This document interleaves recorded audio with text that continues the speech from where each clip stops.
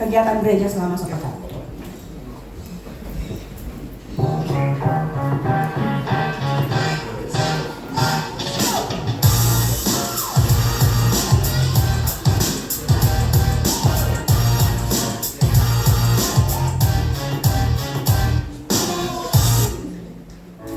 Shalom Jemaat Tuhan.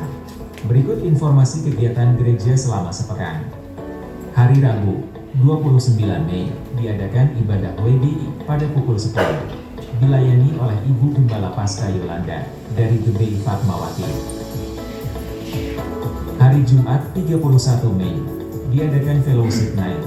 Kami mengundang seluruh pengerja dan jemaat untuk sama-sama hadir pada pukul 18.30. Ibadah Raya Minggu, 2 Juni, dilayani oleh Bapak Gembala Pendeta Junianto Naibaho, dan disertai doa pemberapan keluarga. Mari ajak keluarga, kerabat dan teman Anda supaya semakin banyak jiwa mengalami kuasa Allah. Dan juga ibadah anak sekolah minggu pada pukul 10. GBI Live tidak mengedarkan kantong persembahan bagi Bapak Ibu yang diberkati Tuhan. Dapat menabur dalam bentuk uang melalui kotak di bawah sesudah ibadah, ataupun transfer ke rekening gereja. Gereja mengucapkan terima kasih kepada Bapak Ibu dan saudara sekalian yang telah menabur persembahan dan perpuluhan sepanjang bulan Mei 2024. Saudara dapat mengikuti media sosial kami. Demikianlah informasi kegiatan gereja selama sepekan. Tuhan Yesus memberkati. Saya ajak teman-teman persiapkan hati kita. Kalau kami boleh ada di tempat ini Tuhan, kalau kami boleh berkumpul dengan saudara Iman, untuk memuji memuliakan nama Tuhan Tuhan. Dimuliakan kasih karena kasih setiamu nyata dalam hidup kami. Kami mau tinggalkan Tuhan segala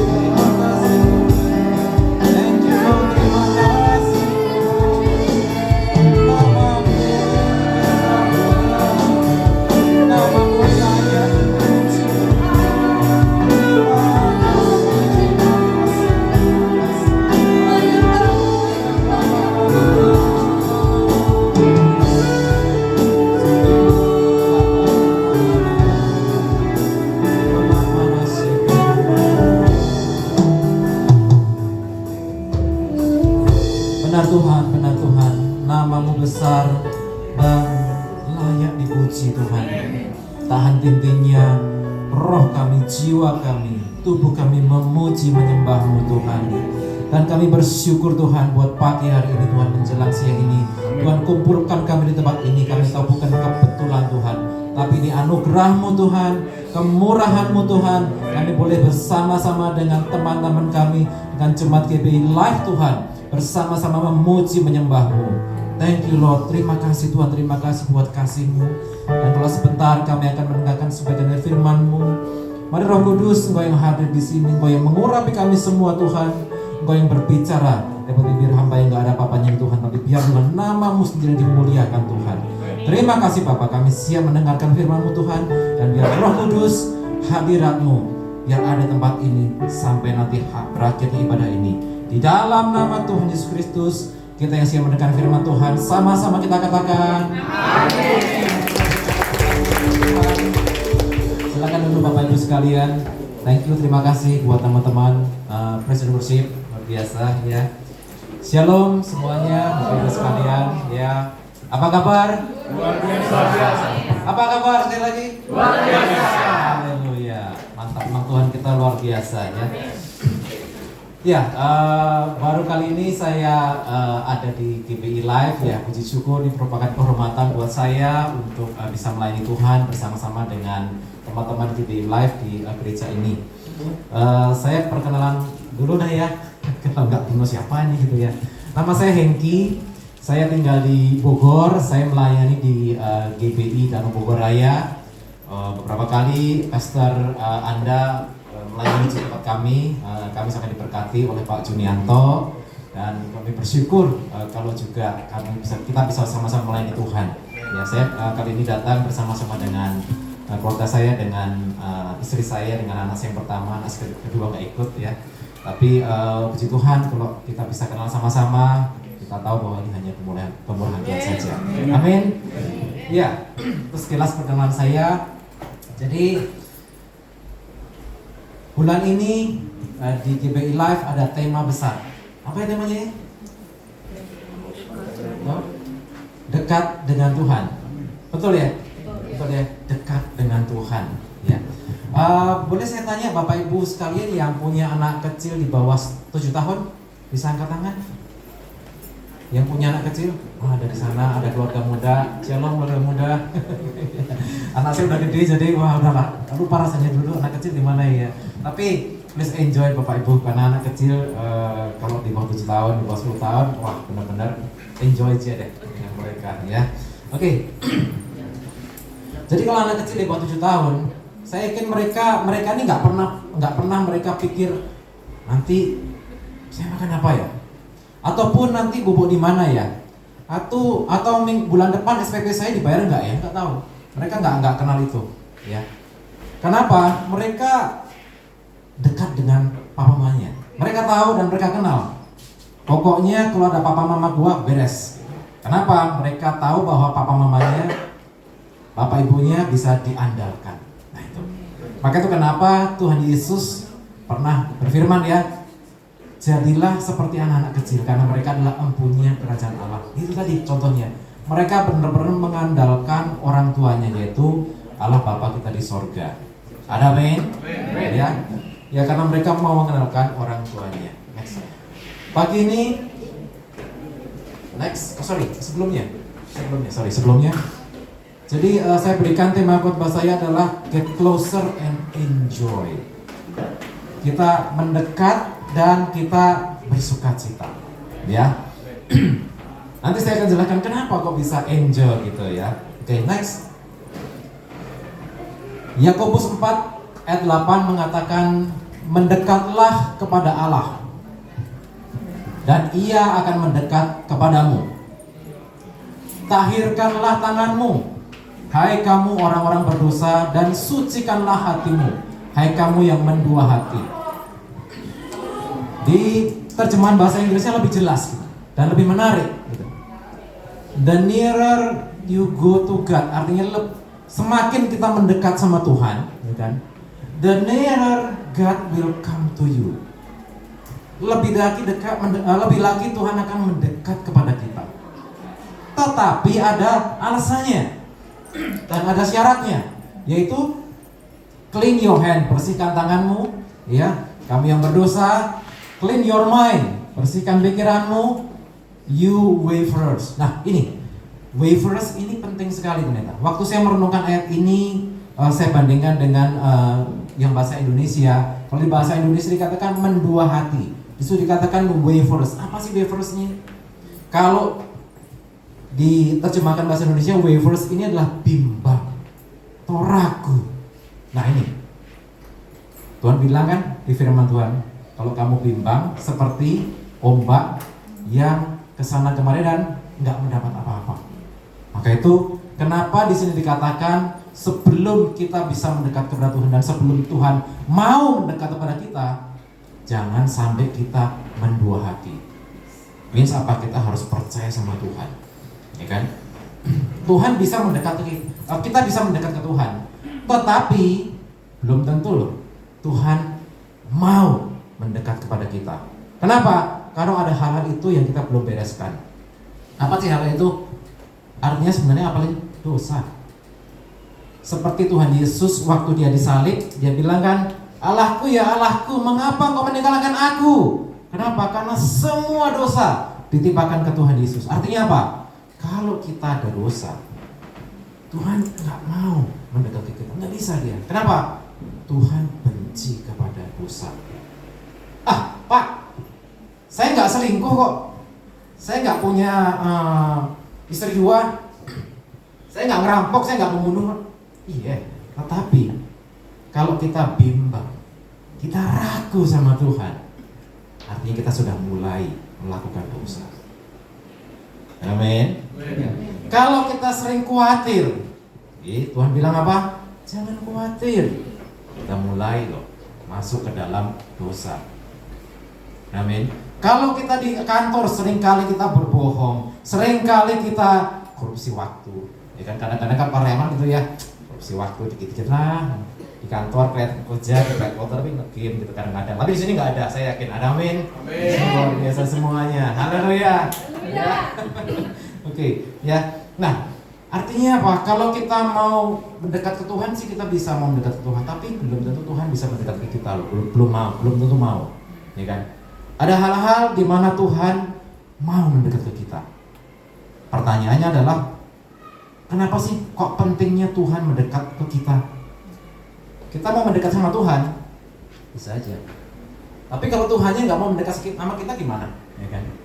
Nah, pentingnya apa Tuhan mendekat ke kita juga? Seperti yang dikatakan di Yakobus ini. Karena apa? Kalau Tuhan sudah dekat dengan kita, nah ini pewayuannya, ini penting sekali. Kalau Tuhan dekat dengan kita, seperti yang tadi Ibu Ahun Bu ya, Ibu Ahun ya, ceritakan. Thank you Bu ya, kesaksiannya mantap Bu. Saya nggak lihat Ibu, tetap enggak. Mantap Bu ya. Ini apa? Kalau Tuhan dekat sama kita, ya kan? Dia akan segera menolong kita. Amin. Dia akan segera menyembuhkan kita. Dia akan segera memberkati kita. Kenapa? Allah kita punya sifat, dia nggak tahan kalau anaknya menderita. Apalagi kalau anak ini selalu mendekat ke dia, dia nggak tahan. Maka itu jaga ini. Kita harus jaga supaya Tuhan mau mendekat ke kita. Nah, pertanyaannya, hal-hal apa nih supaya Tuhan mau mendekat ke kita? Ada 3 hal yang hari ini saya mau sharing. Next, yang pertama. Next. Ya. Yang pertama, kalau kita mau mendekat sama God, kalau kita mendekat Tuhan dan supaya Tuhan juga mendekat kepada kita, please jangan pernah khawatir. Apa? Katakan kanan kiri, jangan pernah khawatir.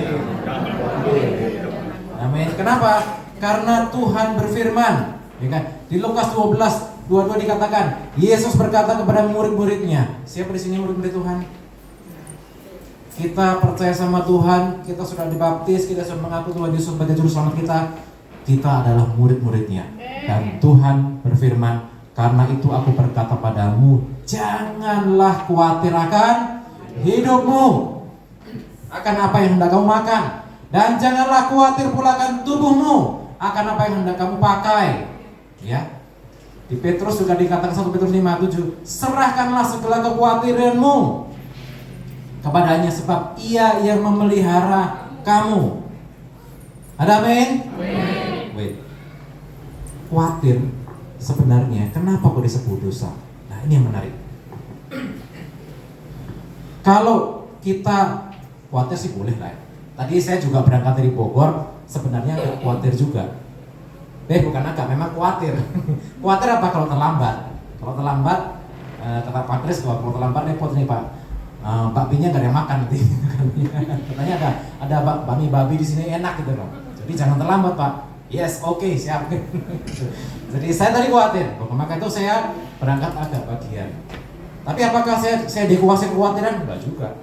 Karena saya berangkat bagian, saya yakin saya nggak terlambat. Ternyata memang saya bahkan agak lebih awal datang di sini. Khawatir sih manusiawi, betul ya? Kita pasti setiap hari khawatir, ada gitu. Tadi Ibu Han juga pasti, aduh, gua diapain sama polisi ya? Pasti ada kekhawatiran, gitu pasti. Tetapi yang Tuhan mau, jangan sampai kita ini dikuasai terus oleh kekhawatiran itu. Jangan sampai kita sering kali khawatir, sehingga apa? Kita lupa bahwa kita punya Tuhan. Amin. Jadi yang saya dapatkan, kalau kita khawatir sebenarnya kita ini ragu bahwa kita punya Tuhan. Kita ragu bahwa Tuhan punya janji yang besar buat kita. Dan lagi-lagi nih, bahkan lebih lagi, kita ragu kalau kita khawatir terus-menerus. Kita sering khawatir.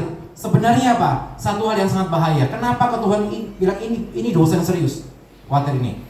Karena kalau kita sering khawatir, kita selalu khawatir, artinya kita mulai meragukan integritas Tuhan. Kita mulai meragukan komitmen Tuhan untuk menjaga kita, untuk menyembuhkan kita, untuk membereskan masalah kita sebagai anak-anaknya. Wow, ini bahaya loh. Bayangin, kalau kita sering khawatir, kita sebenarnya ragu loh. Tuhan gua mampu gak ya? Gitu. Kita ragu komitmen Tuhan untuk bisa menolong kita. Maka itu kenapa khawatir ini salah satu dosa yang very serius. Kalau sering khawatir. So sikut kanan kiranya, bro, sis, jangan khawatir, woi. Ya, Tuhan nggak mau kita khawatir. Ada amin? Nah, jadi intinya kalau kita mendekat sama Tuhan, tapi Tuhan juga supaya kita mau juga Tuhan dekat kita, jangan sering khawatir. Jangan dikuasai oleh kekhawatiran. Kenapa? Kita punya Allah yang melebihi semua permasalahan kita. Katakan amin.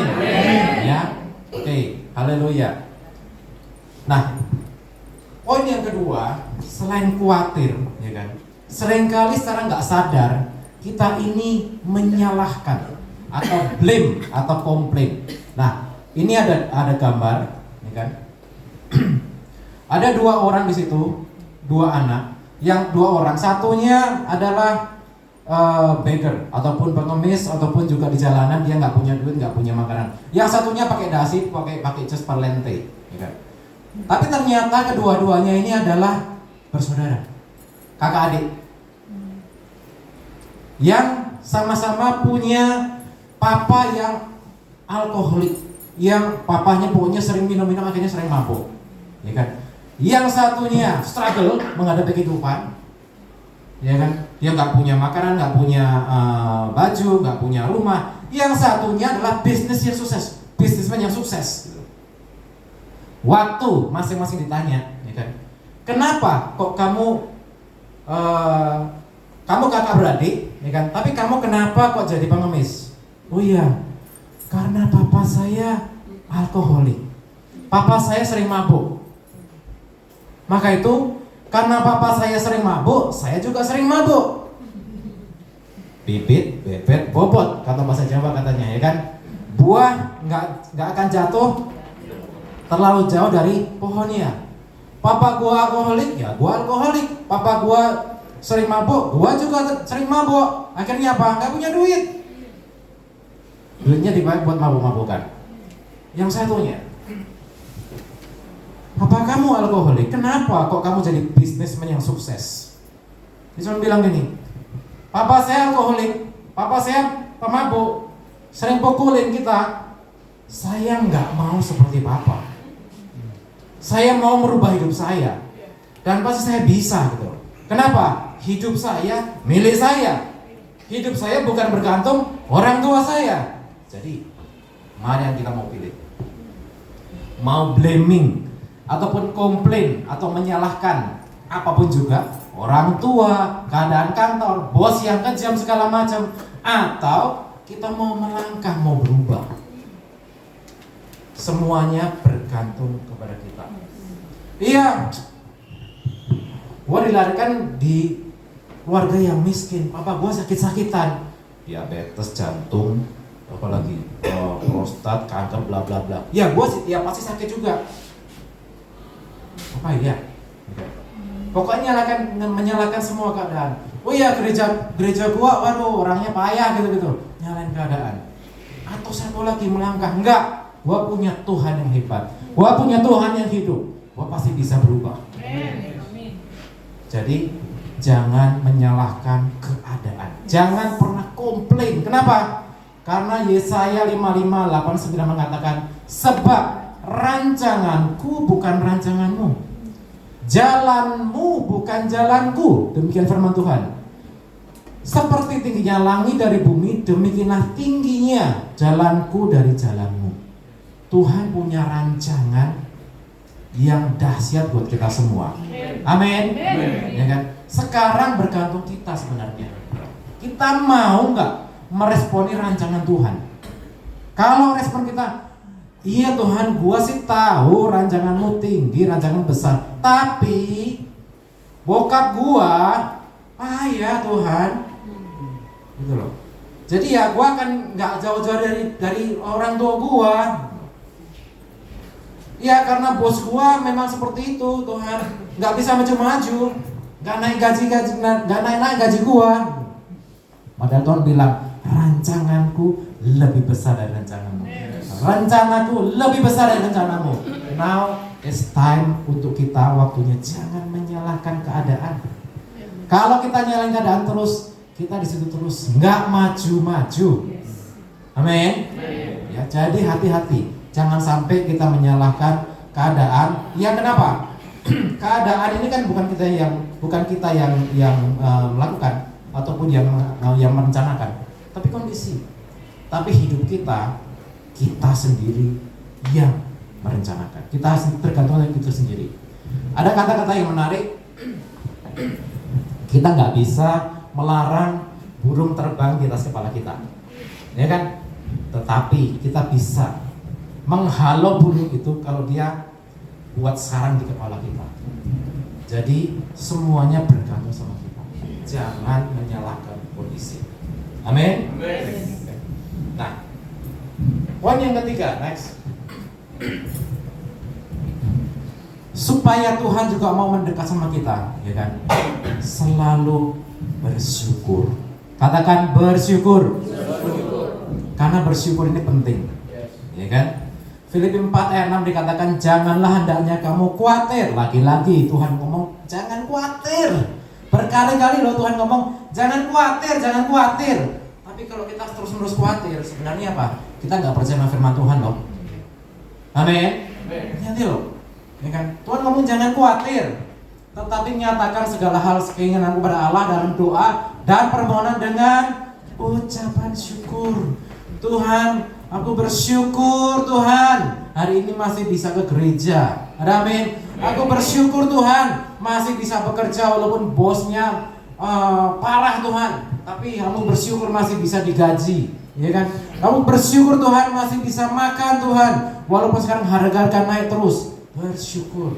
Kenapa? Tuhan baik dan Tuhan nggak pernah melupakan kita. Dikatakan damai sejahtera Allah yang melampaui segala akal, segala pikiran akan memelihara hati dan pikiran dalam Kristus Yesus. Ada satu senator Amerika namanya Henry Ward Beecher. Dia mengatakan di situ, the thankful heart discovers no mercy.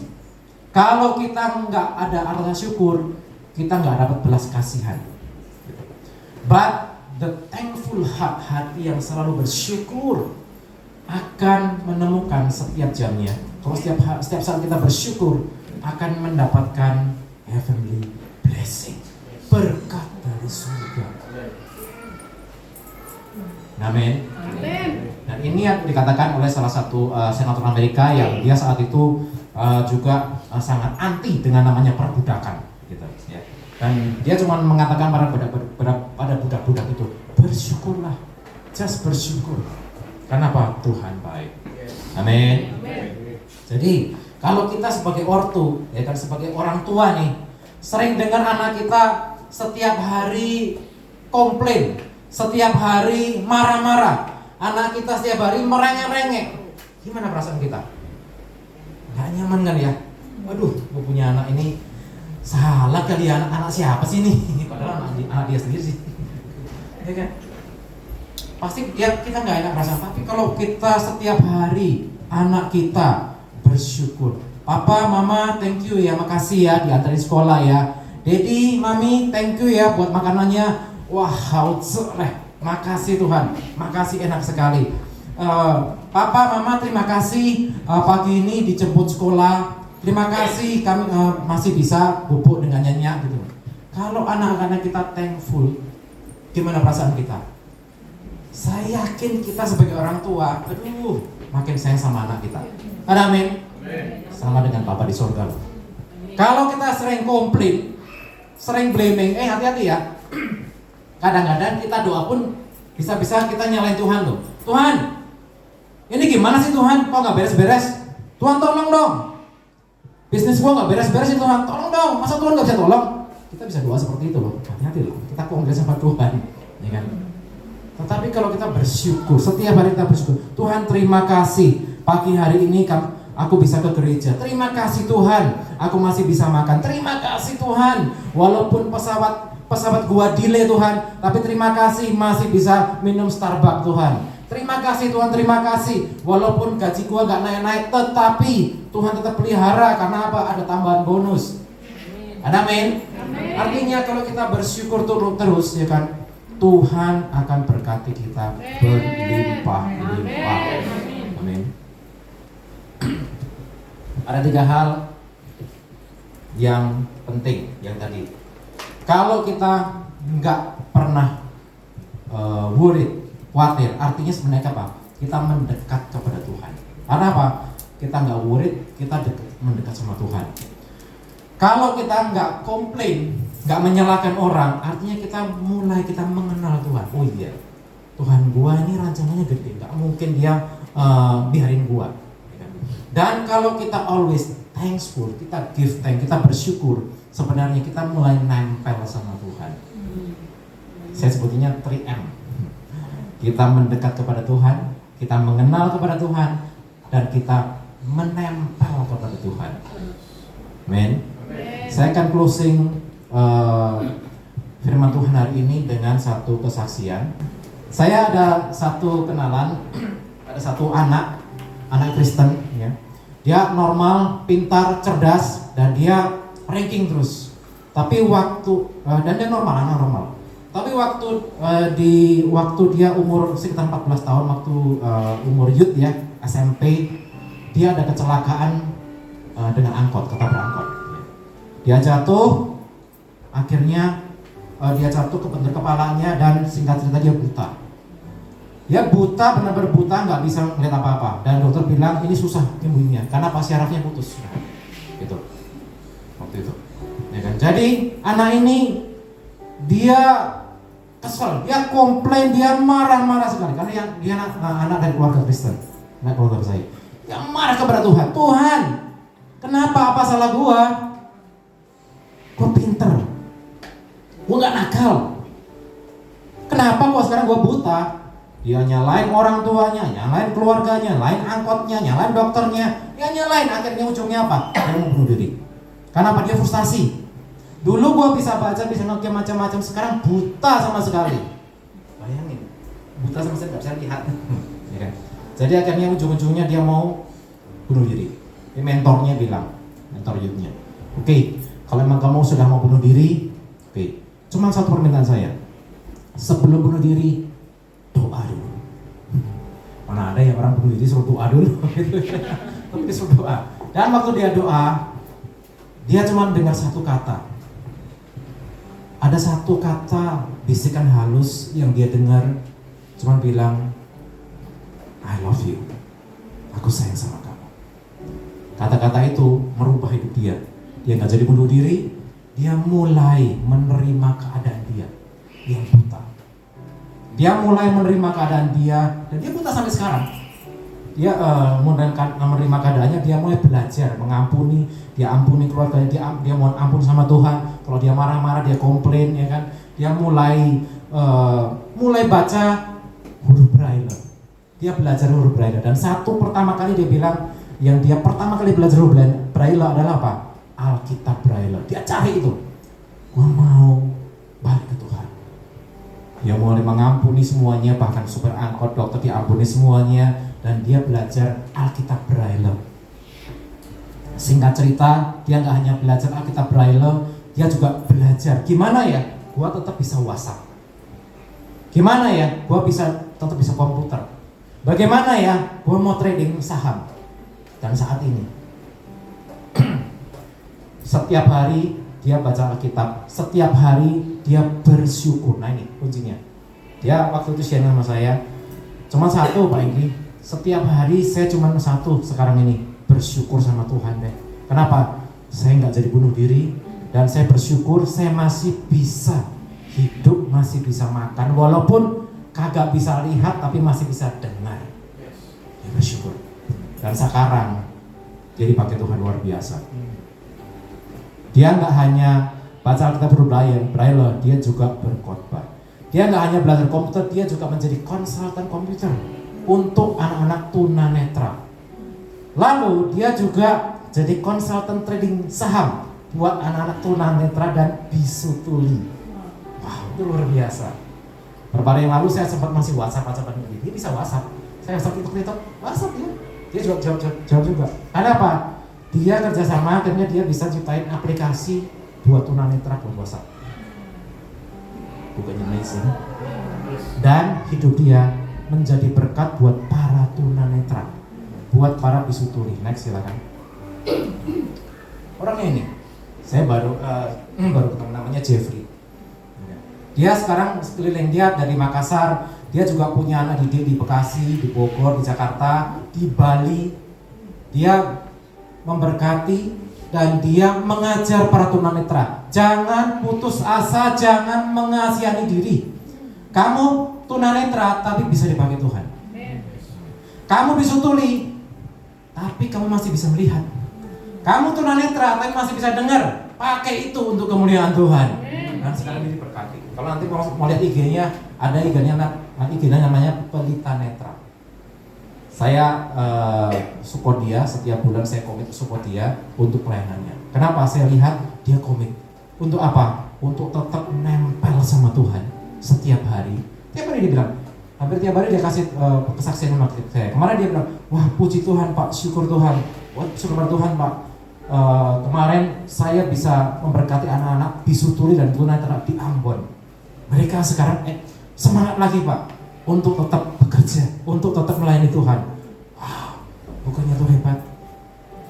Dan yang terakhir dia ngomong, Pak, mungkin ya kalau dulu saya nggak jadi buta, Tuhan nggak pakai saya seperti ini. Tapi sekarang saya bersyukur Tuhan masih mau pakai saya. So, kesimpulannya siang ini, jangan pernah khawatir, jangan pernah menyalahkan kondisi, dan selalu bersyukur. Kenapa? Tuhan baik. Ada amin.